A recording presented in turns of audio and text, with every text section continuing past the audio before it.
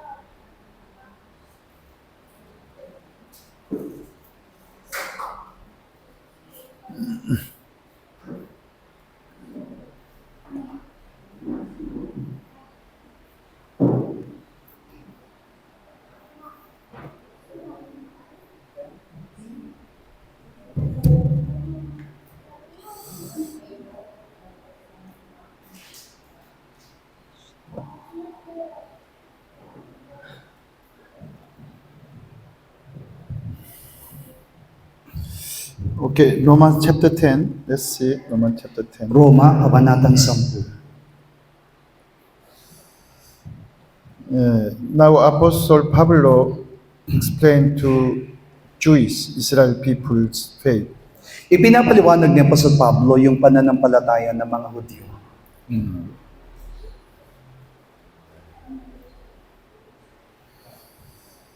He said, verse 1, it is God's will, Israel people, they may be saved.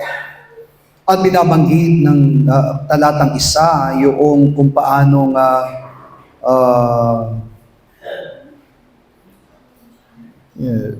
Verse 2 said, diba, because they have a zeal for God, but not according to the knowledge. Maari nga po doon sa dalawa ay sinasabi na meron silang pagmamalasakit sa Diyos, tatapat hindi ayon sa pagkakilala. Which means they have zeal to God, but they are not correctly believing God. Ibig sabihin, bagamat sila po'y nagnanais na doon sa Diyos, pero hindi po sila tunay na nananampalataya sa Kanya. Why? Because they don't know about God's righteousness. Sabi sa 13, sapagkat hindi nila alam kung ano ang katwiran ng Diyos. They want to establish own righteousness, but not righteousness of God. Sila po ay tunay na nananangan lamang sa kanilang katwiran, hindi sa katwiran ng Diyos. Today also same, we are saying also, diba, if we are not deny ourselves, it is connect to our own righteousness. Kaya nga po, yan din yung ating kalalagayan sa kasalukuyan, maliban na imamatay yung ating lumang pagkatao, mananatili po tayo sa ating sariling katwiran. For our salvation, only we need righteousness of God. Pero para nga po sa ating kaligtasan, ang tanging kailangan lamang natin ay ang katwiran ng Diyos. That's why verse 4 said, diba, for Christ is the end of the law of righteousness of everyone who believes. Kung paano sinabi sa 4, sapagkat si Kristo ang kinauwian ng kautusan sa ikatutuwid ng bawat sumasampalataya. And then verse 5, Moshe write about the righteousness which is of the law, the man who does those things shall live by them. Sinabi sa 5, sapagkat sila ni Moises na ang tao ay gumagawa ng katuwirang ayon sa kautusan ay mabubuhay dahil dito. Yeah, that is not just over the law, but not true law. Ito po ay tumutukoy doon sa tinatawag na katwiran ng kautusan at hindi katwiran ng Diyos. But verse 6 is important, the righteousness of faith. Pero pagdating sa 6 ay napakahalaga nito sapagkat ang tinutukoy nito ay ang katwiran ng ayon sa pananampalataya. What is the righteousness of faith? It says, do not say in your heart, who will ascend to heaven? Why? It is to bring Christ down from above. At ang tunay na katwiran ng pananampalataya ay tumutukoy doon sa wag natin sasabihin sa ating mga puso na sino ang aakyat sa langit sa makatuwid bagay upang ibaba si Kristo. now says about our own righteousness. Ibig sabihin, ito ay tumutukoy sa ating sariling katuwiran. If we are not denying our own self, saying we are in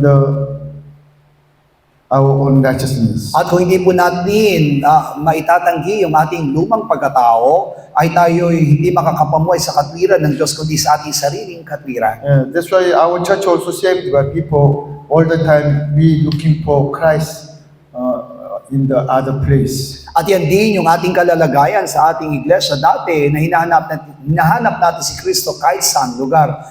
Today also same, diba? This verse 6. That's why do not say in your heart, Jesus is in heaven. Kaya nga po dito, huwag natin sasabihin sa ating mga puso na sino ang aakyat sa langit. And then verse 7, also do not descend to abyss to find Jesus Christ. At huwag din nating sabihin na sino ang mananaog sa kalaliman sa makatuwid bagay upang iakyat si Kristo. Yeah.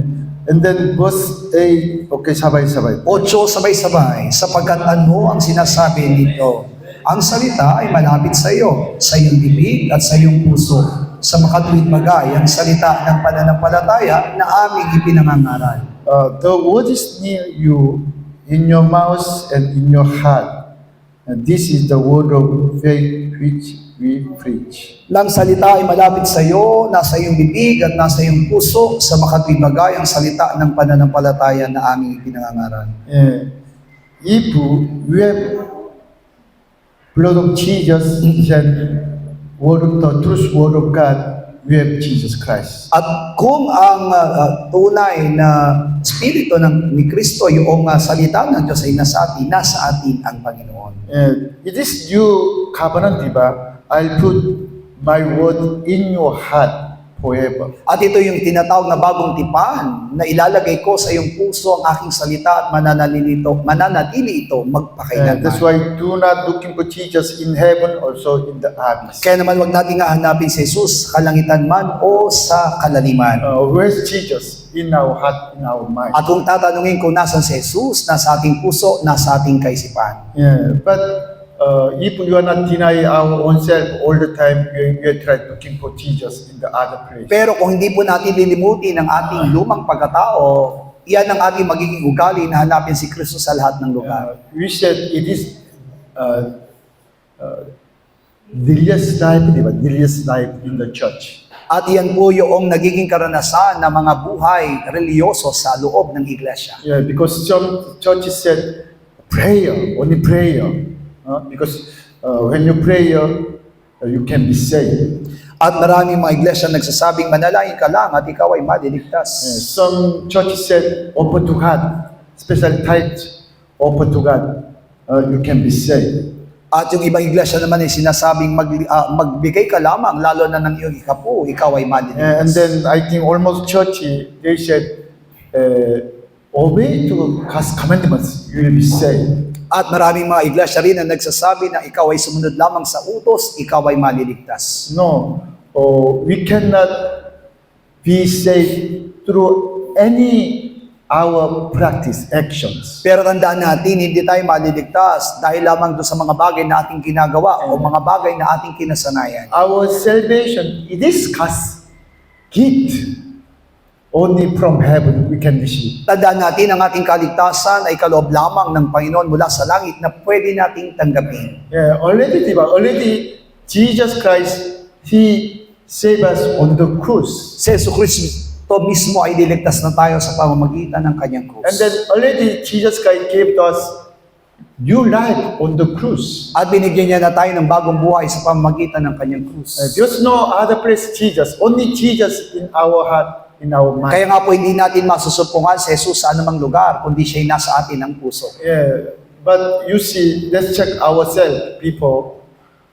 We looking for Jesus Christ from other teaching, other church, other pastors. Kaya naman kailangan natin suriin ang ating mga sarili. Baka hinahanap natin si Kristo sa ibang iglesia, sa ibang mga pastor. Yeah, even though today Pastor Chow want to come to preach the gospel to our church. Alam niyo po ba na maging si Pastor Cha ay nagnanais din pong dumako ulit sa ating iglesia para mangaral ng mabuting balita. But I not invite him to come because I don't like to mix different teaching to our church. Pero sa ngayon, ayoko po siyang imbitahan para magturo sa ating iglesia sapagkat ayoko pong mahaluan yung ating pinapag-aralan. Yeah, because almost pastor, they don't know about the gospel of the cross. Sapagkat karamihan ng mga pastor hindi naunawanan tungkol sa mabuting balita tungkol sa krus. Even the Korea church, there's cross, diba?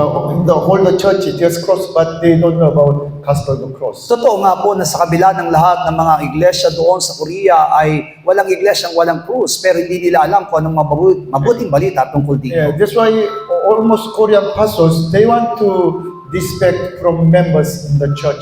At ang hinaangad po nila ay magkaroon ng tinatawag na respeto o pagkilala ng ibang mga miyembro. Yeah, they said the preaching table, that is altar, diba? Altar of God. Kaya nga po, ang sinasabi po nila na yung kanilang mga pulpito ay isang altar. Yeah, that's why even though the little children, when going up to altar and then learning, pastor really angry to children. Kaya po, ganun na lamang na nagagalit yung mga pastor sa mga bata na nagtatakbuhan sa kanilang entablado. Yeah, they said, I am pastor, servant of God.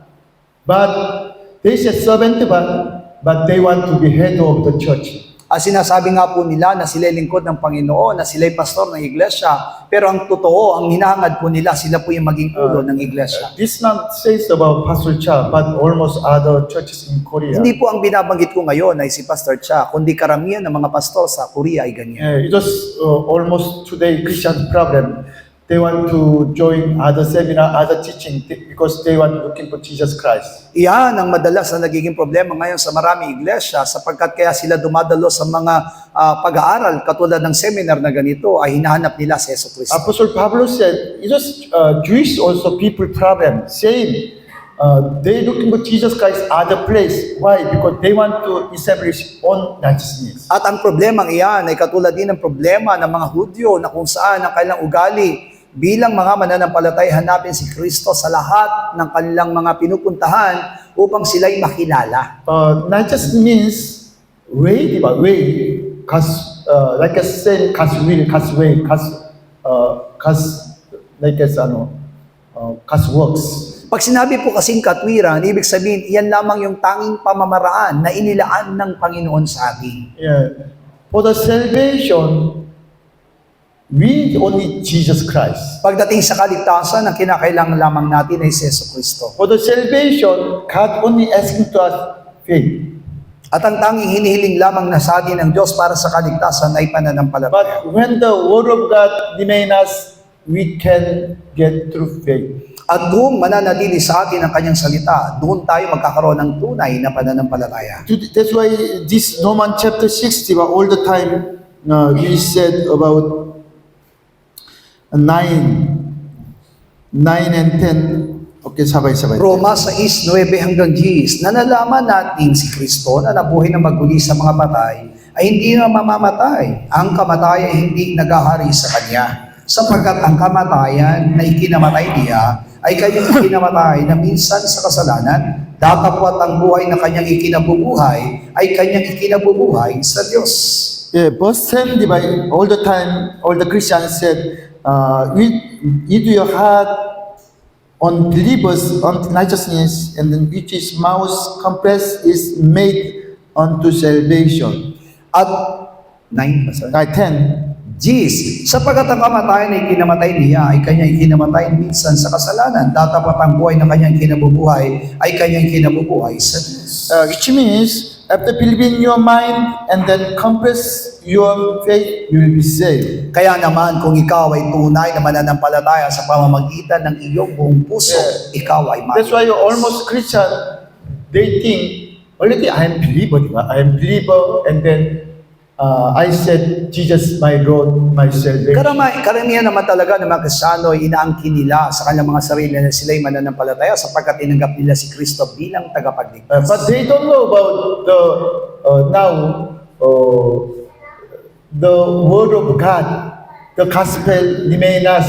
That is Jesus Christ first asking to us. Pero hindi nila naunawaan na yung pagtanggap nila ng mabuting balita ay panananahanan ni Kristo sa atin at iyon ang tunay na hangarin niya sa atin. That's why in the first step, we need Word of God. Kaya naman sa unang pagkakataon, sa unang hakbang, ang tanging kinakailangan natin ay salita ng Diyos. Not head in our mind, in our heart. Ngunit ang salita ng Diyos hindi lamang manatili sa ating mga isipan, kundi sa ating puso. When we deny ourselves, the truth Word of God can abide in At us. kapag itinanggi natin yung ating lumang pagkatao, yung salita ng Diyos ay mananahan sa atin. That is true faith. Iyan ang tunay na pananampalataya. This true faith, and then compress your faith. That is salvation. At ang tunay na kinakailangan natin yung pananampalatayang iyon, at kapag ito'y nating naipahayag na, itong tinatawag na kaligtasan. Jewish people, Israel people, so much they love God. That's why so much they want to serve to God. Alam niyo po ba, ang Hudyo'y lubos na nagmamahal sa Diyos at gusto nila talagang maglingkod sa Diyos. That's why every day 3 times going up to temple and prayer. Kaya naman araw-araw, 3 beses silang pumaparoon sa templo para manalangin. And then every week to fasting, prayer. At linggo-linggo na sila po ay nag-aayuno para manalangin sa Diyos. Also clearly they offer to God tithes. At ganun po kalinaw sa kanilang pagbibigay ng kanilang ikapo And sa then Diyos. really clearly keep their Sabbath day. At ganun na lamang yung kanilang pananatiling tapat sa araw ng Sabat. It is religion, but that is religion. There's not Jesus Christ. Pero alam niyo po ba, nang ginagawa nila isang reliyon lamang at hindi po tunay na pananampalataya kay Kristo. Where's Jesus in our heart? We Word of God. Pero maliwanag na si Kristo ay nananahan sa ating mga puso sa pamamagitan ng salita ng Diyos. That's why Apostle John, do not be like as Israel people, Jews. Yan ang dahilan kung bakit sinasabi sa atin na po sa Luka na huwag tayong tutulad sa mga Hudyo. If you want to believe in Jesus through your own righteousness, you are same Jewish people. At kung mananalig tayo kay Kristo sa pamagitan ng ating sariling katwiran, wala tayong pinagkaiba sa mga And then Hudyo. all the time you're looking for Jesus Christ in the heaven, even in Kaya naman hindi tayo titigil na hanapin ang ating Panginoong Sus kung siya ba'y nasa langit o nasa ilalim. Thanks God, because Jesus Christ in our heart, in our mind. Pero maliwanag na nagpapasalamat tayo sa Diyos na si Kristo ay nasa ating isipan at nasa ating mga puso. It is true faith, we can get true faith, and then there's true salvation. At sa pamamagitan na noon ay magkakaroon tayo ng tunay na pananampalataya. At sa pamamagitan ng tunay na pananampalataya, meron tayong tunay na kaligtasan. Maybe our church members, they are thinking, why Pastor John all the time says about old man, old self? Maaari nga po na marami mga miyembro nagsasabing, bakit kaya si Pastor Jong laging sinasabi ang lumang pagkatao, datihang pagkatao? Maybe our church members, they understand, but through only head. Maaari nga po na marami mga miyembro na sinasabing naunawaan nila pero sa kanilang isip lamang. But if they are really understand, they can see their old man, old self every day, all the time. Sapagkat kung ito'y kanilang lubos na maunawaan, makikita nila ang ginagawa ng kanilang lumang pagkatao araw-araw. And then they can come to cross and die on the cross. At dahil doon, patuloy silang lalapit sa krus araw-araw at mamamatay sa krus. Jesus Christ blessed little children, di ba? Why? Because Jesus said, if you are not believe me like as the children, there's no salvation. Pinagpala ng Diyos ang maliliit na bata at sinabi niya, maliban na kayo tumulad sa maliit na bata, hindi kayo maliligtas. Little children, all the time, they are looking for parents, di ba? Mother, especially mother. Kung paano ang mga maliliit na bata ay laging nakasalalay ang kanilang kaligtasan sa kanilang mga ina, kaya lagi nila itong hinahanap. They all the time depend on mother, parents, and then follow to him. Kaya nga po, lagi po silang nakasalalay doon sa kanilang mga magulang at lagi nila itong hinahanap. But already become some young men, when they have own strong will, they don't like with parents. Pero kapag isang bata ay lumaki na bilang isang kabataan, hindi na po siya naglalayong makasama pa ang kanyang magulang. We also say, first time when I believe Jesus Christ, nearly, I was thanks Jesus because I nearly believe I saved from my sin. Ganyan din ang aking naging karanasan nang ako'y unang makakilala sa Panginoon. Lagi kong patuloy na ninanais na kay Kristo sapagkat ako'y nagpapasalamat sa Kanya at niligtas ako sa kasalanan. But step by step, I separate from the grace of Jesus Christ. Pero unti-unti ako'y humihiwalay doon sa Kanyang biyaya. And then, when I pray to God, when I fasting to God, I thought to myself, I am good believer. Pero sa aking pananalangin at kapag ako'y nag-aayuno, lagi kong inaangkin, mabuti na akong mananampalataya. Especially after be missionary pastor, di ba? After follow Jesus Christ, I thought I am really good believer. Lalo na po nang ako'y maging pastor at misyonaryo, believe na bilang ako sa sarili ko na sinabi kong ako isang tunay It na is mananampalataya. my old man, old self, also my own righteousness. Ibig sabihin, ako'y namumuhay lamang ayon sa aking lumang pagkatao, ayon sa aking sariling katwiran. Yeah, that's why sometimes I have good faith, but sometimes no. Kaya naman faith. minsan, nararanasan ko maganda ang aking kalalagayan ng pananampalataya, minsan ay hindi. When I pray to God, fasting, and then I can, get strong faith.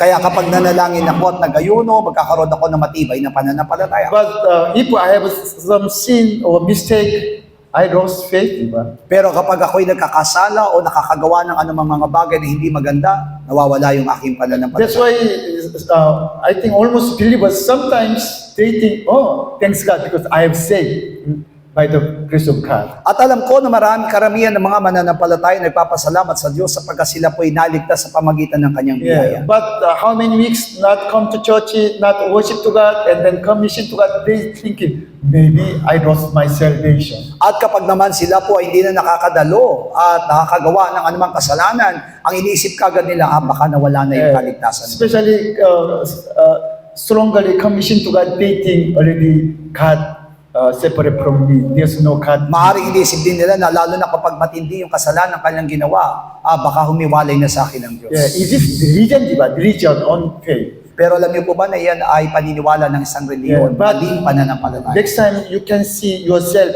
after you deny yourself and then take cross follow Jesus Christ, your faith is not changed. Pero sa pamamagitan po ng ating pagtanggi sa ating lumang pagkatao at pagpasa ng krus at sumunod kay Kristo, kahit na anong mangyari, hindi mababago yung ating Yeah. pananampalataya. Even though you do not pray, even though not fasting, your faith is all the time same. You can stay in strong faith. Kaya naman kahit hindi ka mananalangin o hindi ka nag-aayuno sa iyong sarili, makikita mong walang pagbabagong nangyayari sa iyong pananampalataya. You see today, if you are true Christian, diba? If you have Jesus Christ, the Word of God remind you, you are not worried about your life. Sapagat kung tunay tayong mananampalataya at ang salita ng Diyos ay nananatili sa atin, wala tayong paproblemahin sa ating buhay. Yeah, that's why Jesus said, do not ask God the Father, what shall we eat and drink, your dress and then your shelter. Kaya naman sinabi ng ating Panginoong Jesus na kung ikaw ay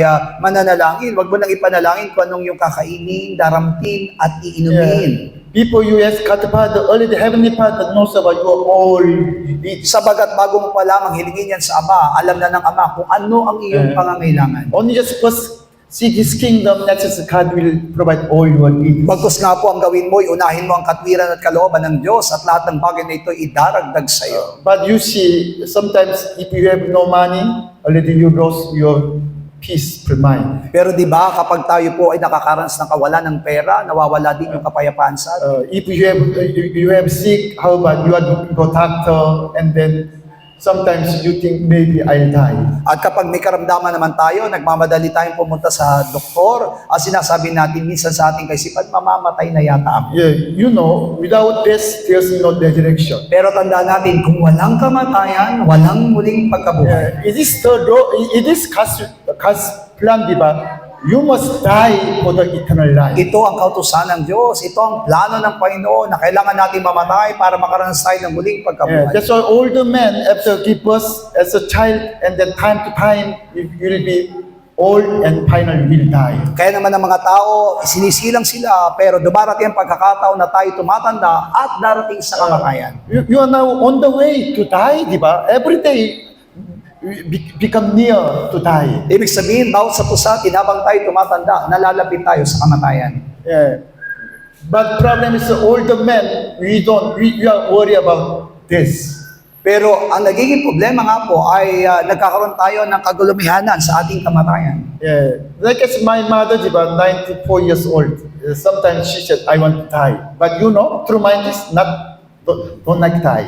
Pero alam niyo po, katulad ng nanay ko, siya po ay 74 na taon na. Sinasabi niya na gusto niya sanang mamatay. Pero ang totoo, sa isip niya, ayaw niya pang mamatay. That's why only just little problem in her body, go to doctor and then take injection. Kaya ang ginagawa niya, kapag may nararamdaman niya sa kanyang katawan, pupunta agad yun sa paggamutan at magpapaturok. So much take care of her body, but say, I want to die. Ibig sabihin, alagang-alaga niya yung kanyang katawan, pero sinasabi niyang gusto niya na daw mamatay. But you know, if your old man everyday die on the cross, you are not worried about your death. Pero alam niyo po ba na kung laging namamatay ang ating lumang pagkatao sa krus, hindi ka na magugulumihanan sa iyong kamatayan. Nearly, it is our happy, diba? After die, will change, this body will change as a new body, like as a body of Jesus Christ. At naunawa natin mabuti na ang kagalakan natin ng kamatayan sapagkat sa pamamagitan ng ating kamatayan ay babaguhin ng Panginoon ang ating katawan. That's why if we have true faith, you are not worried about our physical needs. Yan ang dahilan kung bakit kung tunay tayong may pananampalataya, hindi na tayo magugulumihanan sa ating mga pangangailangang pisikal. We are worried about if there's problem, no money, really worry about ourselves. Pero di ba, lagi natin nararanasan kapag wala na tayong pera, problemado na tayo.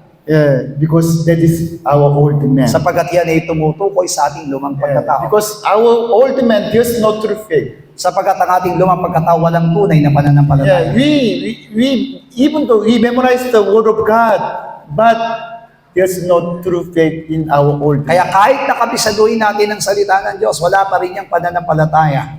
That's why through our self-old man, we can just believe in Jesus and come to Him. Kaya nga po ang gagamitin po natin ay ang ating lumang pagkatao sa ating pananampalataya. Maaari naman talaga tayong manalig at lumapit sa Kanya. Through our old man, we can understand, nearly, I am sinner, I am sinner. Sa pamagitan ng ating lumang pagkatao ay maaari nating aminin na tayo isang makasalanan. And then we can come to the cross. At pwede tayong lumapit sa krus. But when we died on the cross, from that point, Jesus Christ can remain us. Pero alam natin na matapos tayong mamatay sa krus, alam natin si Kristo ay lalapit at And then mananahan sa atin. from that point, we can get faith, pananampalataya with Jesus At Christ. mula roon ay tataglayin natin ang pananampalataya ni Kristo. Thanks God, because today, when I read in Bible, nearly, I can believe all the verses. Pero salamat sa Diyos sapagkat sa pamagitan po ng aking karanasan, mas lalo kong naunawaan ang kabuuan ng mga bersikulo. Even the pastor, missionary, but people, when I read in Bible, something just doubting, diba? But today, no more doubt.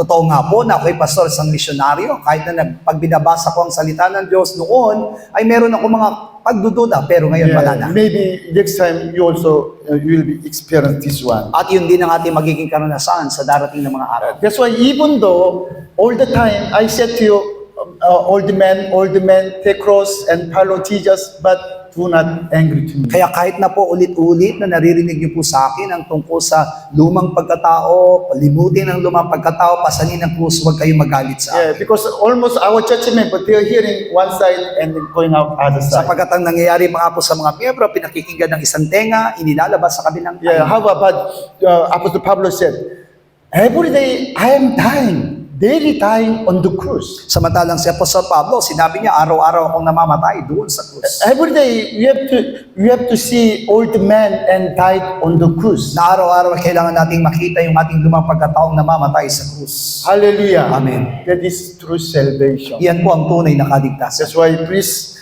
do not misunderstand when I talk to you about old men. Kaya nga po, huwag niyong mamaliin ng kaunawaan kapag lagi kong binabanggit sa inyo ang lumang pagkatao. You see, when Abraham, he was 50 years old, God called Abraham. Nang si Abraham ay 50 taon, tinawag siya ng Diyos. When staying in the Chaldea Uru, God said to Abraham, you go to the land of the promise, the Canaan. Yun ay ang panahon na kung saan siya ay nakatira doon sa Caldea, Ur, at sinabi ng Panginoon sa kanya, ikaw ay pumunta sa lugar na inilaan ko sa iyo ang Canaan. God said to Abraham, only you and your wife too, di ba, too. Ang sinabi ng Diyos sa kanya, ikaw at ang iyong asawa lamang ang pupunta.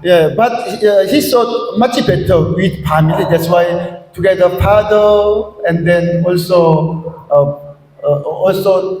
brother, di ba? Haran's brother, together. They went to Haran. Pero ang kaisipan ni Abraham ay kakaiba sa kaisipan ng Diyos at sinabi niya mas maganda kung buong pamilya. Kaya sinama niya yung kanyang kapatid na si Haran at ang kanyang magulang. Haran is today the place of the Syria, di ba? Syria. Chaldea Uru today belong to Iraq. Alam niyo po ba na ang tinatawag po na Haran ay yung Syria sa kasalukuyan, samantalang yung Caldea Ur ang tinatawag po ngayong Iran.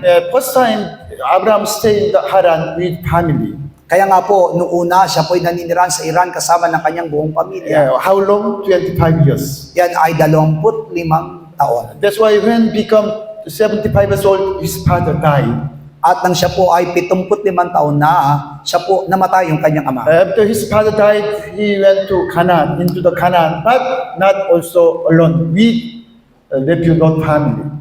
Pagkatapos nga pong namatay yung kanyang ama, sa edad na 75 siya, doon pa lamang siya pumaroon sa Kanaan, pero hindi sa pamilya niya lamang, kundi kasama niyang pamangkin na si Lot. Yeah, because that is Abraham's old man, diba? Old man, all the time, he also followed to God, but with old man. Magiging maliwanag sa atin, bagamat naroon yung tunay na pagsunod ni Abraham sa utos ng Panginoon, pero ang pagsunod niya ay kasama ang kanyang lumang pagkatao, kaya hindi lubos yung kanyang pagsunod. That's why in the Canaan, the Abraham's servant and not servant, they are fighting because of the food of the sheep. Kaya naman makikita natin na matapos po na ginawa ni Abraham ang lahat ng mga bagay nito, matapos silang manirahan sa Kanaan, ay nagkaroon ng pag-aaway yung alipin ni Lot at alipin ni Abraham dahil lang sa kakainin ng kanyang kawan. And then how about when there's no food because of the famine, they went down to also Egypt.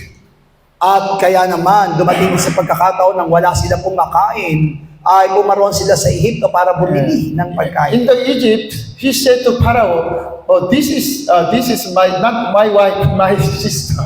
At di ba nakapagsinungaling pa nga si Abraham dahil maganda yung kanyang asawang si Sarah, imbis na ipakilala niyang aking asawa, ang ipinakilala niya ay aking kapatid Because na he babae. worried about his death, his life. Sapagkat natatakot si Abraham na mapatay siya.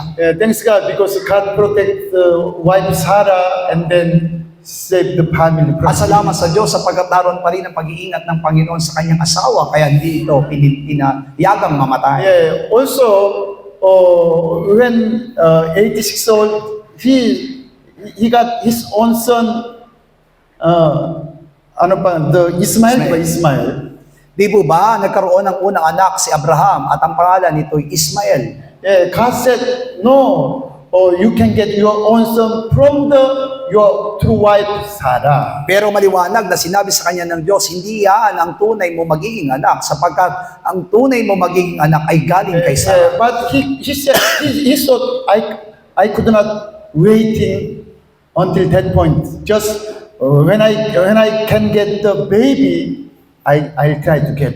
Pero magiging maliwanag sa atin na hindi niya hinintay yung kalooban ng Diyos. At sinabi niya, kung may pagkakataon naman na magkaroon pa ako ng anak, gusto ko nang magkanak ngayon. You know, today Muslim, they are descendant of the Ismail. Alam niyo po ba ang mga Muslim ngayon, sila po yung mga lahi ni Ismael. Until now, they are headed of the Israel, diba? They are proud of the Israel. At hanggang sa kasalukuyan, sila po ang nagiging sakit ng ulo ng Israel. Only when Abraham become 100 years old, 99 years old, God allowed to get the Isa. Pero nang si Abraham ay mag-100 taon, doon pa lamang siya pinayagan ng Diyos na magkaroon ng isang anak na si Isa. Already 100 years old. He cannot make baby. Also Sarah, he has no blood. He cannot get baby. At dahil nga po may katandaan na si Abraham, maari hindi na po siya magkaroon ng pagkakataon magkaanak. Lalo na at ang kanyang asawa na si Sarah ay baog. At that time, finally, Abraham and Sarah, they gave up their own self. Pero kahit nasa kawalan ng kanilang pong magagawa, sinuko nila yung kanilang sarili sa harapan ng Panginoon at ipinagkatiwala sa Which Diyos. means when they deny own self, when the old man died, from that point, God's working. Ibig sabihin, yung ginawa lamang ni Sarah at ni Abraham ay itinanggi nila yung kanilang lumang pagkatao. Kaya naman dahil dito, doon pa lamang sila pinagkalooban ng Diyos ng anak. Today also same. When we deny ourselves, give up ourselves, from that point, we can get through faith. Iyan din ang ating mararanasan kung itatanggi natin ang ating mga lumang pagkatao at isusuko natin ang lumang pagkatao natin sa Diyos, doon pa lamang tayo magkakaroon ng tunay na pananampalataya. And then from that point, God will be working by the Holy Spirit. At mula roon ay makikita natin kung paano ang Diyos ay kikilos sa atin sa pamagitan ng Espiritu Santo. Okay, you know, it is not important you have how many members in your church. Hindi mahalaga naman talaga kung ilan ang miyembro natin sa loob ng iglesia. Yeah.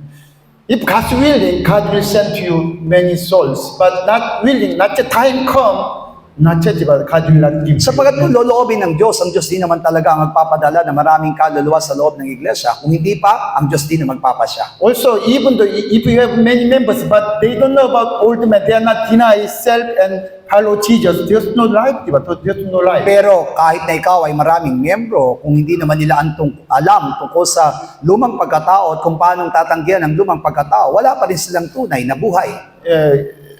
Can you see true faith from your members? Ngayon ba, nakikita na natin ang tunay na pananampalataya sa ating mga miyembro? Yeah, you see, even though our church, on just like a special day, like as an anniversary, so many members come to church. Katulad sa ating iglesia dito sa Maine, kapag anibersaryo, maraming dumadalo. Yeah, full, diba? So many members come to Punong-puno. church. But problem is once a member, diba? Once a member. Once a Pero sila po yung tinatawag namin isang beses lamang sa isang taon na miyembro. Yeah. There's no true Jesus Ibig Christ. sabihin, wala talagang totoo sa kanila sa Yeso Cristo. That's why we have to make whole the members true body of Christ. Pero ang dapat natin gawin ay gawin nating tunay na mananampalataya ang lahat ng ating Yeah. mga miyembro. When they give up, when they deny oneself, they can be true body of At Christ. kung handa na silang itanggi yung kanilang tunay na lumang pagkatao sa harapan ng ating Panginoon, magiging tunay silang bahagi ng katawan ni But Kristo. it is impossible only few days or few months. By few Pero months. imposible po na mangyari ito sa loob lamang ng ilang araw. Yeah, that's why every day, all the time, we try teaching to our members, deny, kill old men on the cross. Ayan ang dahilan kung bakit araw-araw na kailangan natin ipaliwanag sa kanila at pangaralan sila ng kailang lumang pagkatao, ang datihang pagkatao nila ay mamatay sa krus. That's why I am asking to our members, every day come to church together, because we are one body. Yan ang dahilan kung bakit hinihiling ko sa mga miyembro na pwede silang dumalo o pumunta sa loob ng iglesia. Dapat Yeah. isa lamang tayong katawan. Because when they stay in the at home, they are watching TV and then talking with the unbelievers, neighborhood, like it's only spend Sapagkat time. kapag nasa bahay lamang sila, wala silang ginagawa kundi manood ng telebisyon at makipagchismisan. But when they come to church together, can prayer, at the prayer, go out to preach the gospel. Pero kapag ka sila'y nasa iglesia, pwede silang manalangin lagi at pagkatapos noon ay pwedeng mangaral ng salita ng Diyos. Yeah, time to time, you have to come to Jesus. You have to spend time with Jesus Christ. Ibig sabihin, kailangan ilagi natin ang karamihan nating oras kasama si Jesus Kristo. And then finally, time come, nearly we can hearing voice of Holy Spirit, At of Jesus Christ. sa kahuli-hulihan ay maririnig natin yung tinig ng banal na Espiritu Santo na nangangaral sa atin tungkol kay Jesus Kristo. Yeah. You also say, change. First, you must change first, pastor, as a pastor. Ibig sabihin, bilang pastor, tayo muna mismo ang magbago. What's the meaning of the change? You deny yourself and then died on the cross. Ang ibig sabihin ng babago na iyon ay patuloy nating itanggi yung ating lumang pagkatao at mamatay sa krus. And then let the Holy Spirit, let the Jesus Christ remain you. At hayaan po natin ang banal na Espiritu Santo, ang ating Panginoong Kristo ang manahan sa atin. Yeah, how about Peter? Tignan natin si Pedro. Yeah, he was the disciple of Jesus Christ. Siya po'y alagad ng ating Panginoong Kristo. Yeah. The Peter also, he had a strong his own self. Si Pedro po ay meron ding matinding kanyang lumang pagkatao. Yeah, that's why Matthew chapter 16, Mateo 16, from 15, 15. yeah, Jesus Christ asking to disciples, who do you say that I am? Sinabi niya ng ating Panginoong Jesus sa kanyang mga alagad, ano ang sabi ninyo kung sino 16, ako? Peter said, diba, you are the Christ and Son of living God. Sinabi din si 16 ni Pedro, ikaw ang Kristo, ang anak ng Diyos na buhay. And then Jesus said, you are so blessed because God the Father, then you know from the heaven, then you know I am the Christ. Sinabi ni Jesus sa 17, mapalad ka, Simon Barjona, sapagkat hindi ipinahayag ng laman at ng dugo, kundi ng Ama na nasa langit. And then 18, on this faith, on this rock, I build my church. Sinabi niya doon sa 18, sa ibabaw ng batong ito, sa ibabaw ng pananampalatayang ito, itatayo ko ang aking iglesia. But after Jesus said, verse 21, Pero pagdating doon sa 21, yeah, that time Jesus began to show disciples he must go Jerusalem and then suffered many things. Finally, he will kill on the cross. sinabi ni Jesus sa kanyang mga alagad, kinakailangan siya pumaroon sa Jerusalem at magbata ng maraming bagay sa matatanda at sa mga pangulong sacerdote at sa mga skriba at siya'y patayin at muling ibangon sa ikatlo. At that time, Peter said, no, it's not good. This shall not happen to you. Pero sinabi ni Pedro sa kanya, Panginoon, malayo ito sa iyo, kailanman ay hindi mangyayari ito sa inyo. Yeah, verse 23, sabay-sabay tayo. 23, sabay-sabay, datapwa, lumingon siya, sinabi kay Pedro, lumagay ka sa likuran ko, Satanas. Ikaw ay tisod sa akin, sapagkat hindi mo pinag-iisip ang mga bagay ng Diyos, kundi ang mga bagay ng tao. Yeah, Jesus said, get behind me, Satan. He said to Peter, you are Satan, now Satan. Sinabi ni Jesus kay Pedro, lumagay ka sa likuran ko, Satanas. Ibig sabihin, si Pedro ipinalagay ng Satanas. Because you have mind of the things of God, but things of the man. Sapagkat ang iyong pag-iisip ay hindi sa Diyos, kundi sa mga bagay ng tao. This time, the things of man, that is his old man of the Peter. At yung tinutukoy dito ng mga bagay ng tao ay ang kanilang lumang pagkatao. Jesus said to the things, the physical mind of Peter, that is, you are Satan. That is Satan. Ibig sabihin, yung pampisika na iniisip ni Pedro ay mga bagay na iniisip ni Satanas. Yeah, we also say sometimes also we have no mind from the things of God, only physical things. At alam kong iyan din ay minsan nararanasan natin, wala yung kaisipan natin tungkol sa Diyos. Ang kaisipan natin ay mga bagay ukol kay Satanas. And then verse 24, diba? If anyone desires to come after me, let him deny himself, take up cross and follow me. Kaya nga sinabi sa 24, ang sino mang ibig sumunod sa akin ay tumanggi sa kanyang sarili at pasalin ang kanyang krus at sumunod sa akin. Yeah. We have to deny ourselves to follow Jesus Christ. Ibig sabihin, kailangan natin itanggi ang ating sarili upang sumunod sa Kanya. Yeah. But why take cross and then follow Jesus? Pero bakit kailangan natin pasanin muna ang krus at sumunod sa Kanya? Not only one day, not only 1 hour. Every day, all the time, you have to take cross. Ibig sabihin, hindi lamang ito isang araw, hindi lamang ito isang oras, kundi araw-araw ay kailangan pasanin natin ang krus. Yeah, because our old man, ourself is all the time with me, diba? All the time can working with us. Sapagkat naniniwala tayo na araw-araw ay kasama natin ang ating lumang pagkatao. That's why when we find our old man, we have to die on the cross. Kaya naman kung makikita natin ang mga gawa ng ating mga lumang pagkatao, kailangan natin mamatay sa krus. It is the gospel of the cross, diba? That is the gospel of the At cross. naniniwala tayo yan na tinatawag na mabuting balita ng krus. Gospel of the cross is not only believing Jesus died on the cross. Ang tunay na mabuting balita ng krus ay hindi lamang manalig sa kamatayan ni Kristo sa krus. Gospel of the cross is every day we have to deny ourselves and take cross and then follow Jesus. At ang mabuting balita ng krus ay kailangan natin tanggi araw-araw ang ating ang datihang pagkatao at pasanin ang krus at sumunod kay Kristo. After kill our old man every day on the cross and then follow Jesus. That is gospel of the cross. Sapagkat kung pinapatay natin ang ating lumang pagkatao doon sa krus at sumusunod sa Kanya, iyan ang tunay na mensahe ng mabuting balita ng krus. Matthew chapter 26, 34, 35, diba?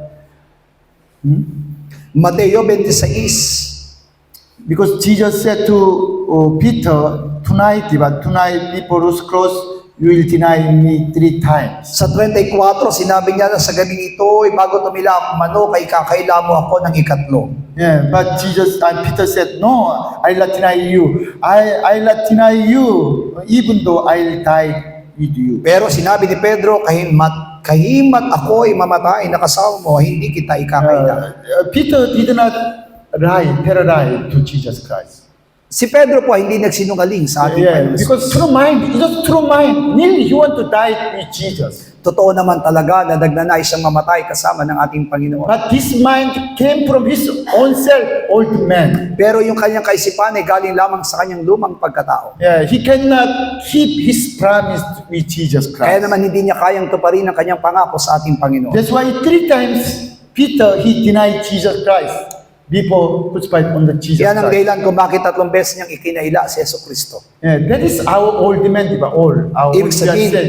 yan po ang ginagawa ng ating lumang pagkatao. That's why I am worried about in the last time about the number 666 sign of the beast. Kaya nga po nagkakaroon ako ng kagulumihanan sa mga mangyayari sa huling panahon tungkol diyan sa tatak ng 666. I think almost Christian will receive the sign, the 666. Sapagkat alam kong karamihan sa mga mananampalataya ay tatanggap ng tatak na yan. Yeah, but I am worried about my family and our church members, our brothers and sisters. Ang inaalala ko lamang ay yung aking pamilya at ang lahat ng ating mga miyembro sa iglesia. Yeah, because at that time, if you are not receive the sign of this 666, you cannot buy food. There's no food. You cannot move. There's no transportation. Sapagkat kapag hindi tayo pumayag na matatatakan ng tatak na yan ay magsisilbing lisensya natin, hindi na tayo makakabili ng mga pagkain. Yeah, that's why I think in the last time, maybe almost people will lose our job. Kaya nga po sa huling araw, maraming mawawalan talaga ng trabaho. And then, you know, AI robot will drive, will cook, will construct, they'll do everything. Kaya pagdating ng araw, ang mga magtatayo ng mga gusali, ang mga magmamaneho ng mga sasakyan, ang magpapagawa na ng lahat ng bagay sa sanlibutan ay mga robot. Yeah, today there's no drivers in the car, China, also Korea, US, diba? Alam niyo po ba na meron na po ngayon mga sasakyan sa Korea, sa China, sa ibang mga bansa na wala na pong kailangang magmamaneho. Yeah, I think in the future, almost we don't need driver. Kaya darating ang araw, marami ng mga sasakyan, makita kayo, wala nang magmamaneho. Only just lay down and sleep already, karanglan. Kaya ang gagawin mo na lamang, matulog sa loob ng sasakyan, paggising mo, nasa Karanglan ka na, Yeah. sa Aurora ka na. Also, when you visit to Jollibee, there's no people serving to you. Only robot, diba? Robot cooking and serve to you. At darating ang araw, maaari, pag pumasok ka sa Jollibee, wala na pong mga silbi sa iyo ng mga tao, kundi robot na lang. Yeah, Korea also, US also same. I saw some Meron na. restaurant already they cook by the robot. Di po ba ngayon, sa Amerika, sa Korea, nakikita ko ngayon na meron ng mga nagluluto, mismo mga robot. And that robot serving to table to At table. robot na yun naglilingkod. That's why in the future, almost people will lose our job. Sa mga hinaharap, darating na yun na kung saan wala nang trabaho. And then at the time, government, the beast, the promise all the people, don't worry about your life. Every month, we'll support you, we'll give you money. At sasabihin po ng gobyerno sa atin, huwag kayong mag-alala, kahit wala kayong trabaho, kami ang magbibigay sa inyo ng inyong pangailangan. Yeah, but we have to worship to idol and this number sign 666. Pero ang magiging kapalit noon ay sasamba tayo dun sa kanilang Diyos-Diyosan at tatatakan tayo. That's why at that time, I think many Christians will receive the sign 666. At tiyak na marami mga mananampalatayang papayag na matatakan. Why name is beast, diba? Beast. Why the 66 name is beast? Bakit nga po ba na yung tatak na yon, yung may tatak na yon ay tinawag na halimaw? Genesis chapter 1, the mga animals, they only eat the vegetables without seed, but without seed. Tandaan po natin na yung lahat ng mga hayop na nilikha ng Diyos sa Genesis Kabanatang 1, ang kinakain lamang ng mga hayop noon ay mga bunga na hindi mga buto. Yeah, today also same, diba? We didn't and hearing word of God, but they are not accepted as the truth. At sa kasalukuyan, maaari po maraming nakikinig ng salita ng Diyos pero hindi ito tinatanggap bilang katotohanan. They don't like accept and they don't like obey. At ayaw nila itong gawin, at ayaw nila itong sundin. Yeah, just word of God is word of God. Just I want to believe in Jesus by myself. Ibig sabihin lamang nito, tinatanggap lang naman nila talaga na ito'y salita ng Diyos, pero ang kanyang pananampalataya ay ayon lamang sa kanilang sarili. That's why in the last day, it is important food more than word of God to them. Kaya nga po sa huling araw, mas pipiliin nila ang pagkain pang-pisikal kaysa sa pagkain ng salita ng Yeah. Diyos. That's why from today, all the time we have to heal our old man by the word of God. Kaya ngayon pa lamang, patayin na natin ang ating lumang pagkatao sa pamagitan ng salita ng Diyos. We try to really obey the word of God, and then finally we'll obey to God in the last time. Pagsumikapan po natin sumunod sa salita ng Diyos at patuloy tayong maging matagumpay sa huling araw. Yeah, you see Peter, he denied, even though so much with angry, with swear, he denied Jesus. I don't know him. Katulad ni Apostol Pedro, di po ba? Nung una, sinabi niyang hindi niya ito gagawin. Pero sa kanyang pagtanggi at pagkaila sa Panginoon, sinabi, hindi ko siya nakikilala. Yeah, he said, I don't know him because maybe he's bad man. Kaya kung makita natin nung itinanggi ni Apostol Pablo na hindi ko siya nakikilala, parang ipinalitaw niya na masamang tao ang ating Yeah, Panginoon. because it is Peter's old man, old self. Bakit? Sapagkat yung nararanasan ni Pedro ay yung kanyang lumang pagkatao. That's why this time we have to all the time try to kill our old man. Kaya naman sa panahon ito ay kailangan nating patayin ang ating lumang pagkatao. Yeah, because if we are not kill our old man, we also say the last time we'll deny Jesus At Christ. kung hindi natin papatayin ang ating lumang pagkatao, darating ang sa huling araw, ay tatanggi rin natin ang ating Panginoon. Galatians chapter 2 from 11 Galasya Kabanatang 2, from 11 to 14, there's also Peter's old man. 11-14, pinapakita rin ito yung lumang pagkatao ni Pedro. Okay, sabay-sabay tayo. Ngunit nang dumating si Cephas sa Antioquia, ay sumalansang ako sa kanya ng mukhaan, sapagkat siya'y nararapat hatulan, sapagkat bago nagsidating ang ilang mula kay Santiago, ay nahisalo siya sa mga hintil. Ngunit nang sila'y nagsidating na, siya'y umurong at tumiwalay sa mga hintil, palibas ay natatakot sa pagtutuli. At sa ibang mga Hudyo ay nangagkakunwari rin naman kasama niya, ano pat pati si Bernabe ay nabuyo sa kanilang pagkukunwari. Ngunit nang aking makita na hindi nasisilakan ng matuwid ayon sa katotohanan ng Ebanghelyo, sinabi ko kay Cephas, sa harapan nilang lahat, kung ikaw ay na Hudyo, ay namumuhay gaya ng mga hintil, na di gaya ng mga Hudyo, bakit mo pinipilit ang mga hintil na mabuhay na gaya ng mga Hudyo? When Peter preached the gospel in the Antioch church, we can see his old man. Ito po yung panahon na kung saan siya po ay nangaral doon sa Antioquia, mga mananampalataya sa Antioquia, sa pamagitan ng kanyang lumang Yeah, pagkatao. when he eat with Gentiles, like foreigners, like a uncircumcision people, he worry about Jewish people. Siya po ay nakikisalo o hindi niya kaya makisalo sa mga hindi o mga hindi tuli dahil sa takot niya doon sa mga pag-uusig na gagawin sa kanya ng mga Hudyo. Like I say, in the one table, Peter eating with uncircumcision people, Gentiles. Kaya nga po, ang ginawa po niya sa isang lamesa, habang walang mga Hudyo, nakikisama siya sa mga And hindi. then suddenly, Peter saw Jewish people into the restaurant. Pero nang makita po niya na may dumating na mga Hudyo, humiwalay na siya sa mga And hindi. then Peter suddenly get his food and move to other table with color. Kaya kinuha niya siguro yung kanyang pagkain at humiwalay siya sa isang lamesa. Why? Because that is Peter's old man. Bakit? Sapagkat ito po yung kanyang lumang pagkatao. He worry about the Jewish people. His old man. Nag-aalala po siya doon sa mga Hudyo na kung anong sasabihin sa kanya. Ibig sabihin yung kanyang lumang pagkatao. His old man doesn't like persecution from Jews. Ibig sabihin yung kanyang lumang pagkatao hindi nagnanais na magkaroon ng pag-uusig.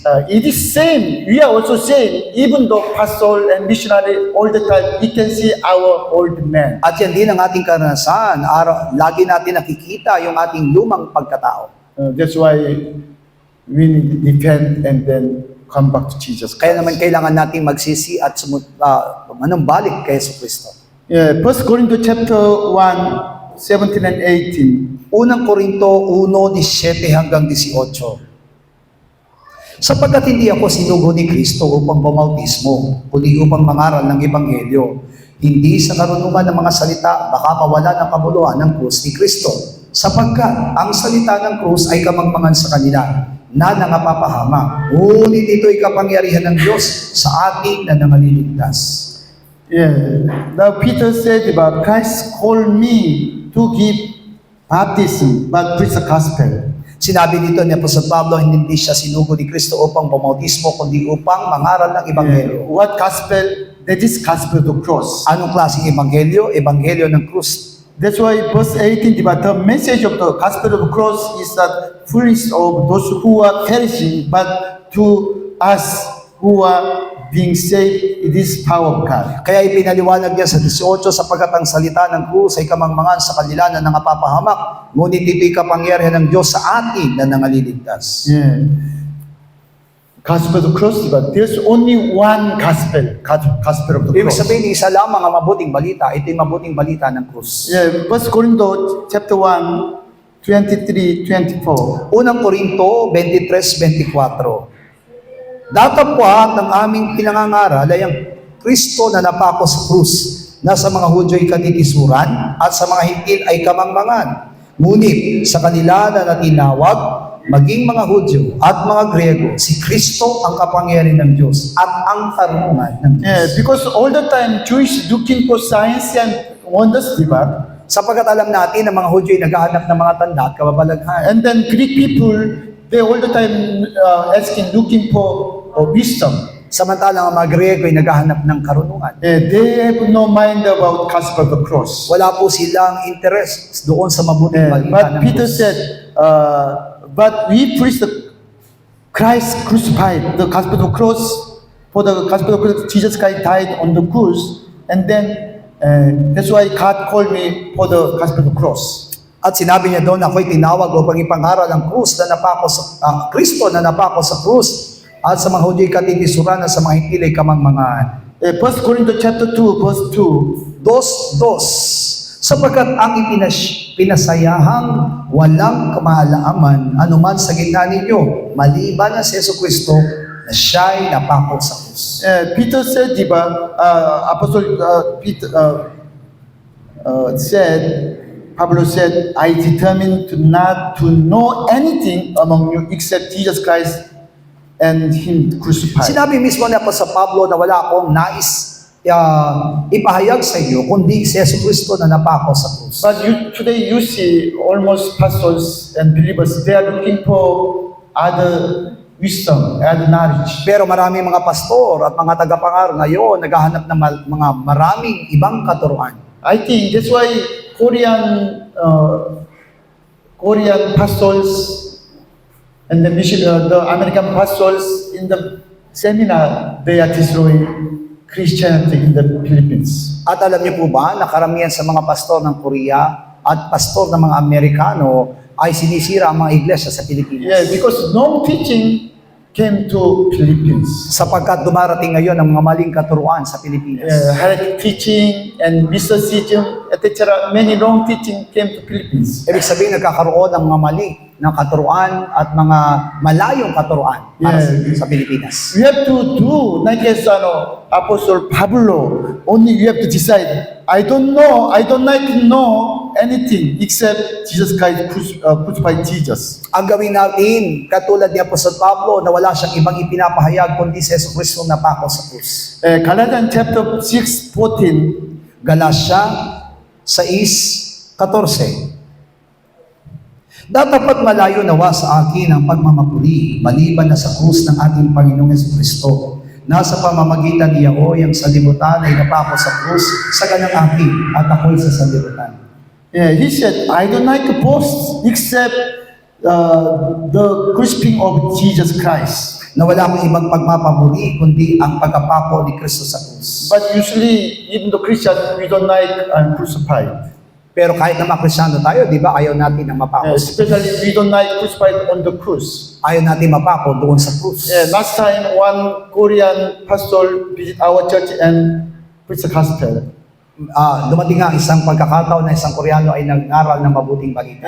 He said, we don't need to take cross deny ourselves, take us, follow Jesus At Christ. sinabi ng pastor na ito na bilang mga pastor, hindi na natin kailangang pasanin ang krus at sumunod. Yeah, it's wrong, di ba? Wrong teaching, wrong message. It's separate from the Bible. At masasabi natin humihiwalay na siya sa sinasabi ng salita ng Diyos. He's not true servant of God. He's not from Jesus At Christ. masasabi natin hindi na siya tunay na lingkod ng Panginoon at hindi siya galing kay Jesucristo. Only Apostle Pablo, only he said, I want to know about the gospel of the cross. Pero si Apostol Pablo, wala siyang ibang nais maunawaan kundi ang tunay na mensahe ng mabuting balita ng krus. He said, I want to preach the only gospel of the cross. At ang tanging nais sa ipangaral ay ang mabuting balita ng And krus. then, I want to boast about the crucifixion of Jesus Christ on the cross. At ang tanging nais niya ipagpapuri ay ang krus ni Jesucristo. That's why please don't try accept other wrong teachings. Kaya wag natin hayaang makatanggap tayo ng maling katuruan.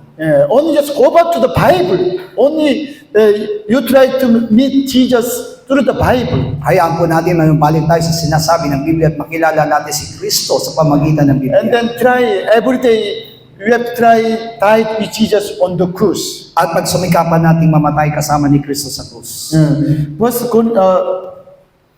Galatians chapter 2 verse 20. Galasya, Kabanatang 2, talatang po ay 20. Ako'y napako sa krus kasama ni Kristo, na hindi na ako ang nabubuhay, kundi si Kristo ang nabubuhay sa akin. At ang buhay na kinabubuhay ko ngayon sa laman ay kinabubuhay ko sa pananampalataya. At ang pananampalataya na ito ay sa anak ng Diyos. At nasa akin ay umibig at ibinigay ang kanyang sarili dahil sa akin. Pablo said, I have been crucified with Christ. That's why it is no longer I who live. Kaya naman sinabi na po sa Pablo, ako'y napako ng kasama ni Kristo sa krus, kaya hindi na ako nabubuhay sa akin. He said, his old man, myself, my soul already died on the cross, Jesus Christ. Ibig sabihin, sinabi niya ng aking lumang pagkatao, ang aking kaluluwa ay namatay na doon sa krus kasama ni Kristo. Already I died. That's why Christ lives me, live in me. Kaya nga dahil sa ako'y namatay, si Kristo na ang nabubuhay sa akin. That's why from that point, I live by the faith of God's Son, Jesus Christ. Kaya naman ang aking kinabubuhay ngayon ay aking pananampalataya sa anak ng Diyos sa si Kristo. Yeah, before we died, our old man, we live only by our own faith.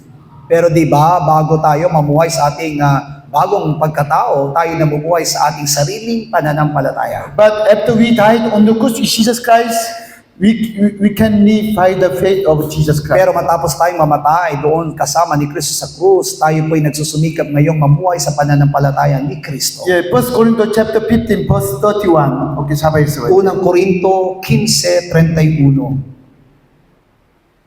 Ipinahayag ko alang-alang sa ikaluwalhati ninyo, mga kapatid, na taglay ko kay Kristo Jesus na Panginoon natin, na araw-araw ay nasa panganib ng kamatayan ako. Hallelujah. Amen. Yeah. He said, this is my posting. Every day I am dying. Sinasabi niya ito ang aking ipinagmamalaki na ako'y namamatay araw-araw. Galatians chapter 6, verse 14. Galasya, Kabanatang 6, talata po ay 14. Datapat malayo nawa sa akin ang pagmamapuri, maliban na sa krus ng ating Panginoong Kristo. Nasa pamamagitan niya o ang sanlibutan ay napako sa krus sa ganang akin at ako'y sa sanlibutan.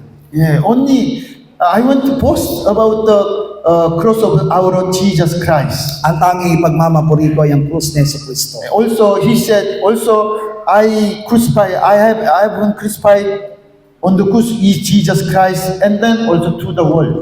At ako'y napako na sa krus kasama ni Kristo at sa sanlibutan. Yeah, that is kill our old man. Ibig sabihin niya po yung kamatayan ng ating lumang pagkatao. That's why after Apostle Pablo killed his old man, he was nearly changed, but nearly become true Christian. Kaya nga po, magiging maliwanag sa atin na matapos mamatay ang kanyang lumang pagkatao, naging tunay na Kristiyano si Pablo. 1 Timothy chapter 1 verse 15. Unang Timoteo, Kabanatang 1, talata po ay 15. Tapat ang pasabi at nararapat ng gabi ng lahat na si Kristo Jesus ay naparito sa sanlibutan upang iligtas ang mga makasalanan at ako ang pangulo sa mga ito. Yeah, he said, I am the chief of the sinners in the world. binabanggit mismo ni Apostol Pablo na siya yung pinakapangulo sa lahat ng makasalanan sa sanlibutan. But thanks God, because Jesus Christ came into the world to save the sinner, to save the sinners. Pero nagpapasalamat siya sa Diyos sapagkat ipinadala si Kristo para iligtas sa mga makasalanan. That's why it's really thanks God, because I have to understand I am sinner, and then we come to Jesus and die. At nagpapasalamat tayo sa Diyos sapagkat pwede na tayong lumapit kay Jesus upang mamatay. The Apostle Pablo, he understand. He was nearly sinner, the head of the sinner, chief of the sinners. Mismo si Apostol Pablo, binabanggit niya na siya yung pinakapangulo ng lahat ng mga makasalanan.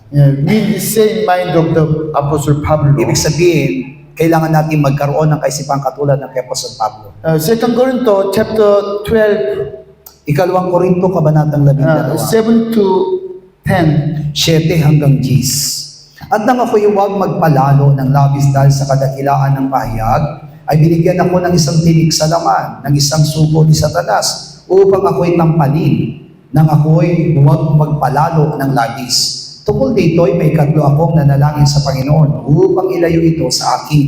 At siya'y nagsabi sa akin, ang aking biyaya ay sapat na sa iyo, sapagkat ang aking kapangyarihan ay nagiging sakdal sa kahinaan. Kaya't bagkus akong magpapapuri na may magalaking galak sa aking kahinaan upang manahanawa sa akin ang kapangyarihan ni Kristo. Kaya nga ako'y nagagalak sa mga kahinaan, sa mga pagkaapi, sa mga pagkangailangan, sa mga pagkakausip, sa mga paghihinagpis dahil kay Kristo. Sapagkat pagka ako'y mahina, ako nga'y malakas. Apostle Pablo, he was nearly powerful apostle, servant of God. Alam natin na si Apostol Pablo ay namuhay bilang isang malakas at matatag na He mananampalataya. cast out demons to heal the sick. Naroon nga po yung kanyang pagpapalas ng demonyo at pagpapagaling. He saved many unbelievers. His church planted many places. Marami po siyang hindi mananampalatayang naakay sa Panginoon at nakapagtatag ng maraming iglesia. But God allowed to Apostle Pablo get the sons of the Satans. Pero hinayaan siya ng Diyos na maranasan niya yung tinik ni Satanas. Which means God allowed to Apostle Pablo get sick with some problem, physical problem or some sick. Kaya nga masasabi natin na si Apostol Pablo ay habang siya'y nangangaral o naging tagalingkod ng Panginoon ay meron siyang karamdaman. That's why he prayed to God 3 times. If God's will increase, heal me. At ipinalalangin niya ito sa Panginoon ng 3 beses. Sinabi niya, kung kaloloobin mo ako, ipagalingin mo. Same mind, diba? If we have sick, we need to pray to God, also pray. At yan din ang ating nagiging karanasan kapag tayo may karamdaman, hiniling natin na pagalingin tayo ng Panginoon. But also, as a pastor and God's workers, we need the same mind of the Apostle Pablo. Pero kailangan bilang mga pastor at manggagaway, magkaroon tayo ng katulad ng kaisipan ni Asking to Pablo. God, your willing, diba? Your will be done to me, like as your will done in heaven. At hilingin natin sa Panginoon na mangyari ang kanyang kalooban sa atin. And then verse 9, diba? Verse 9, God said to him, my grace is sufficient for you, my strength is made perfect in weakness. At sinabi sa kanya ng Panginoon, ang aking biyaya ay sapat sa iyo sapagkat ang aking kapangyarihan ay nagiging sakdal sa iyong kahinaan. Which means God said, Jesus said, it is my will. That's why you have the problem, sickness. Parang sinabi ng Diyos ng Panginoong Hesus sa kanya, ang dahilan kung bakit ka may problema ngayon ay dahil sa akin. And then, through your problems, you can see your weakness and then you can stay in my grace. Pero sa pamagitan ng suliraning nasa iyo ngayon ay makikita mo yung kahinaan mo at sa pamamagitan nito'y mananangan ka sa aking biyaya. And then they said, diba, I led a boast in my infirmities and that the power of Christ made rest upon me. Kaya naman sinabi niya, magmamapuri ako na may malaking galak sa aking kahinaan upang manahan nawa sa akin ang kapangyarihan ni Kristo. Even the Apostle Pablo, yes, on sick, Satan's sons, but through this humble mind, he can receive power of God. Kaya kahit na si Pablo ay meron tinatawag na karamdaman sa kanyang pisikal, sa kabila nito ay nararanasan niya yung kapangyarihan ng Diyos. Thanks God, because God doesn't like work with some men and strong men. At salamat sa Diyos sapagkat hindi niya kailangan yung marurunong at malalakas na tao. God wants to work in, like as Apostle Pablo, humble man. At ang hinahanap ng Panginoon ay mga taong katulad ni Apostol Pablo na mapagpakumbaba. Yeah, verse 10 one more time. Sabay-sabay. Versikulo G, sabay-sabay. Kaya nga, ako'y nagagalak sa mga kahinaan, sa mga pagkaapi, sa mga pangangailangan, sa mga pagkakausig, sa mga paghihinagpis, dahil kay Kristo, sapagkat pagka ako'y mahina, ako nga'y malakas. Hallelujah. Amen. How about ourselves? Pero paano naman tayo? Yeah, we don't like this kind of things to come to us. Alam kong ayaw natin ng ganitong karanasan. Yeah, for example, how about if some members, some person try to look down us, we are really angry. Di po ba, kapag ka binababa yung tingin nila sa atin, nagagalit tayo sa kanila. If there's some persecution from outside unbelievers, we are really angry. At kapag inuusig tayo ng mga hindi mananampalataya sa ating kapaligiran, nagagalit tayo sa We don't like to be persecution, not persecution from sapagkat outside. numero unong ayaw natin ng mga pag-uusig. Because still strongly alive our old man. Ibig sabihin lamang yan, mas matinding namumuhay sa atin ang ating lumang pagkatao. All the time, our old man, we want to boast to others about our strong good point. Sapagkat ang tunay na layunin ng ating lumang pagkatao, ipagmalaki lagi yung ating mga nagagawa, yung ating maging kalakasan. On just you want to respect from our members. Sapagkat ang hinahanap natin ay kilalanin tayo ng ating mga miyembro. But if there's no respect to us, you are something mind. You have something mind. Pero kapag ka wala yung respeto natin na hinahanap sa kanila, na ibibigay sa atin, nagagalit tayo. But Apostle Pablo, he meet Jesus on the cross. Nearly he died on the cross. Samantalang si Apostol Pablo, nakilala niyang mismo si Kristo sa krus at naipako siyang kasama ni Kristo sa krus. And then his old man nearly died. That's why he boasts only the gospel of the cross. At dahil nga po namatay na yung kanyang lumang pagkatao, ang tanging pinagmamalaki niya po ay yung mabuting balita ng krus. Even though when he received the sons of the Satan, like a sickness, but no problem, because really thanks God, because only I want with Jesus with me. Kaya nga po sa kabila ng naranasan niya po yung tinik na inilagay ni Satanas, yung karamdaman na inilagay ni Satanas sa kanyang buhay, mas inaangkin niya na patuloy niyang nasusumpungan ang biyaya ni Kristo. Really, I am sorry to Pastor Ajing because if Pastor Ajing understand this gospel and then Oxel maybe now she's here.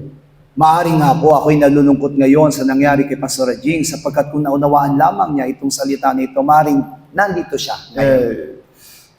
Pastor Manny did not talk to me so much, but I can understand what happened in Jumbi Church. Maaaring hindi po sinasabi sa akin ng buong buo ni Pastor Manny kung anong nangyari ngayon sa Jumbi, pero naintindihan ko kung anong nangyari ngayon. First time they respect Pastor Ajing as their pastor. Nakita ko naman talaga kung paanong respetuhin nila si Pastor Jing. But I don't know why step by step they don't like follow to Pastor Ajing. Pero bakit unti-unti na bago sila kay Pastor Jing? And then they try to invite other pastor instead of Pastor Ajing. Na dumating sa pagkakataon na imbis na si Pastor Jing ang kanilang imbitahan, ibang pastor. That's why maybe Pastor Ajing hurt her mind so much. Siguro kaya ganun nasaktan ng lubusan si Pastor Jing. Because all the members in the church, but they are not called Pastor Ajing. Sapagkat napakarami nilang miyembro sa loob ng iglesia tapos hindi siya tinawag. Instead of the Pastor Ajing, they invite other pastors. At ibang pastor ang kanilang inimbitahan. That's why I think so much she hurt her mind. Siguro nga po, sobrang sakit para sa kanyang puso yung nangyari. But if we understand this gospel, if we have the same mind of the Apostle Pablo, happy joy.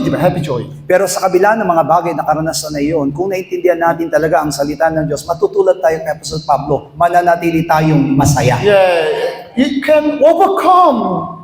Have to kill our old man. At kung talagang mamamatay ang ating lumang pagkatao, patuloy tayong magtatagumpay. If members not respect pastor, it's okay, di ba? Thanks God. Only I want to eat Jesus. I want to eat. Hindi tayo magkakaroon ng problema kahit hindi tayo makatanggap ng anumang respeto galing sa ating mga miyembro. Ang mahalaga, kinikilala tayo ni If there's Kristo. persecution from unbelievers, from the members, we can thanks to God. Puusigin man tayo ng mga hindi mananampalataya o ng mismong ating mga miyembro, hindi natin importante sa atin. You know, if you love world, diba? Outside the world, there's no persecution from the outside. Alam niyo ba kung mamahalin natin ang sanlibutan, hindi tayo uusigin ng sanlibutan.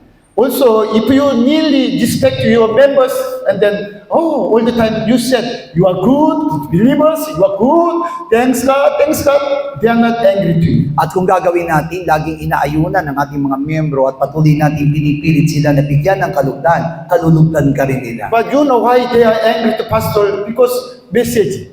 They don't like agree, they don't like accept message of the pastor. At karamihan po ng mga miyembro na gagaling sa pastor, iyan ay dahil sa mensaheng tinatanggap nila galing sa pastor. Yeah, because through their own self, old men, they choose the message from the pastor. At dahil nga po doon sa lumang pagkatao nila ang gumagana sa kanilang mga buhay, pinipili nila yung mga salita na nilumalabas sa labi ng pastor. Yeah, for example, if a pastor preach about the open to the tithe, maybe some members inside the mind, they don't like, they are angry. So halimbawa, ang mga pastor nangangaral lagi tungkol sa pag-iikapo. Nako, ayaw po yan ng mga miyembro.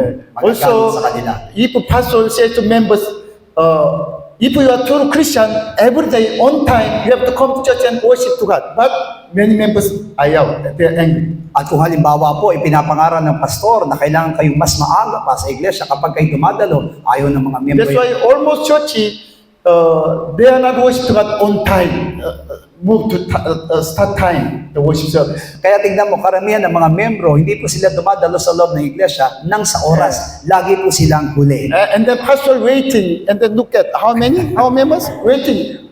And then some members come starting worship service. Kaya marami mga pastor, hinihintay muna ang pagdating ng mga miyembro bago mag-umpisa ng pananambahan. There's no Jesus, there's no God. Explain, wala doon si Jesus, wala doon ang Diyos. Because even from the pastor already belong to all the men, the evil one. Kasi maging ang pastor na yon ay nabibilang doon sa masama, sa diablo. I saw sometimes pastor man start worship service before 7 o'clock, later 7 o'clock worship service. Kaya nga po sa masama, napapansin ko kapag kaya na nag-uumpisa ng pananambahan, bago mag-alas 7, nag-uumpisa Yeah, never mind, even though members not come to never mind, only God is important. That's why he start on time worship service. Hindi na mahalaga sa kanya kung ilan pa lang. Ang pinakamahalaga, naroon ng Diyos. Kaya nag-umpisa siya ng oras. Yeah, really, we have to die on the cross. Kailangan natin mamatay sa krus. After died on the cross, our old men, even though there's problems, even though our sin, no problem, it's okay. Kaya kapag namatay ang ating datiang pagkatao, kahit ano pa ang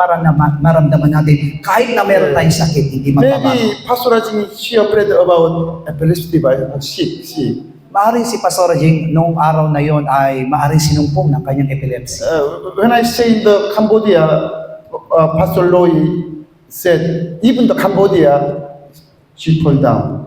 Maging kasi noon sa Cambodia, sinumpong si Pastor Jing ng kanyang And epilepsy. then after come back on mine, she said, why I am sitting here, I lay down, why I am here. Kaya kapag ka nagigising kasi si Pastor Jing mula sa pagkasumpong ng epilepsy, hindi siya nakakakilala, hindi niya nalaman kung anong nangyari. You know, some pastor, some professor of the Bible, they said, Apostle Pablo was same like the sick, same sick. Alam niyo po ba na si Apostol Pablo, sabi po ng mga Bible scholar, ang karamdaman ni Apostol Pablo ay parang That's epilepsy. why he want to nearly heal by God. He Kaya want to heal.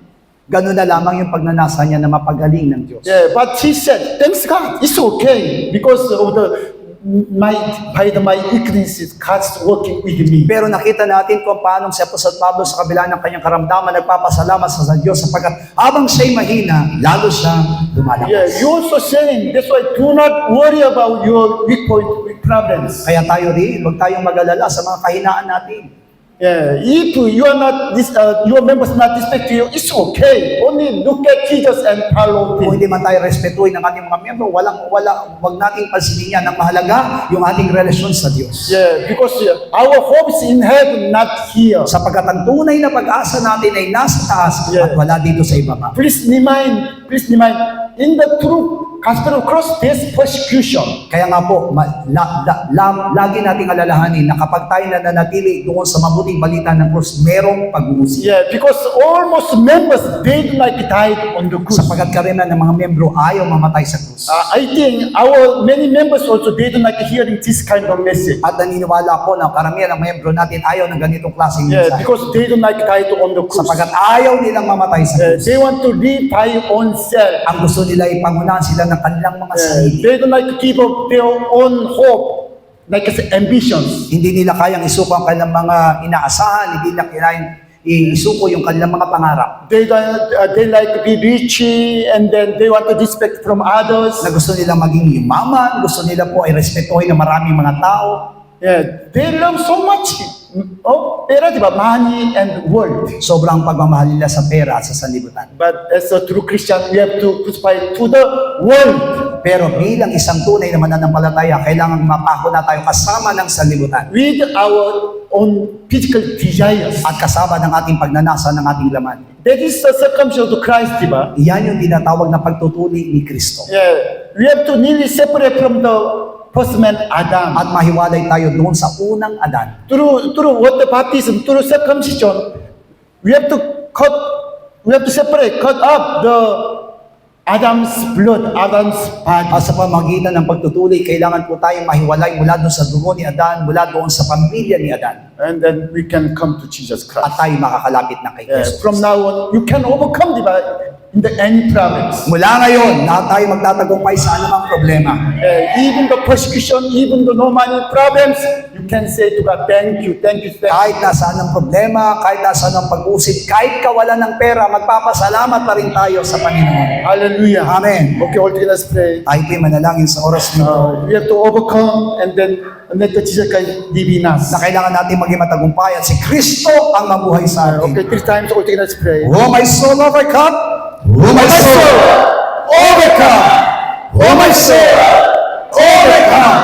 And oh, my soul, overcome. Amen. 하나님 아버지 역사하여 주옵소서.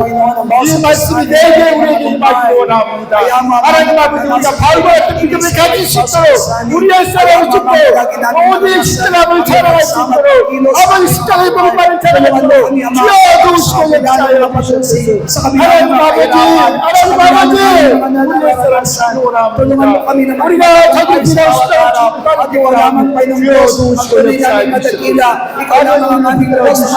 하나님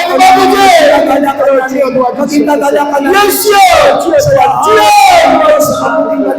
아버지 우리 앞에 기도하시고 나옵니다. 우리 앞에 기도하시고 나옵니다.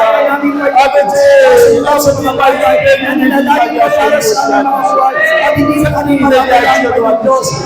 우리의 사랑 주게 하소서. 하나님의 나라를 사시할 것을 주여 내 안에 우리를 사시옵소서. 주여 내 안에 우리를 사시옵소서. 주여 도와주시옵소서.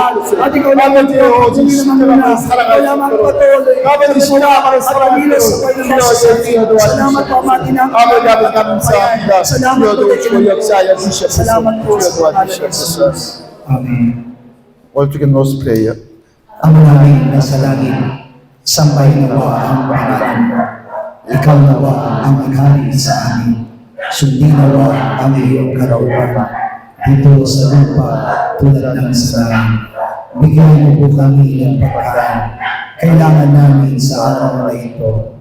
At patawarin mo po kami sa aming mga kasalanan. Tulad ng aming pagpapatawad sa mga nagkakasala sa amin. At huwag mo kami iharap sa mahigpit na pagsubok, kundi ilayo mo kami sa masama, sapagkat iyo ang kaharian, at ang kapangyarihan, at ang kapurihan, magpakailanman. Amen. 2:30. 2:30 po tayo babalik. Pag lunch na po tayo,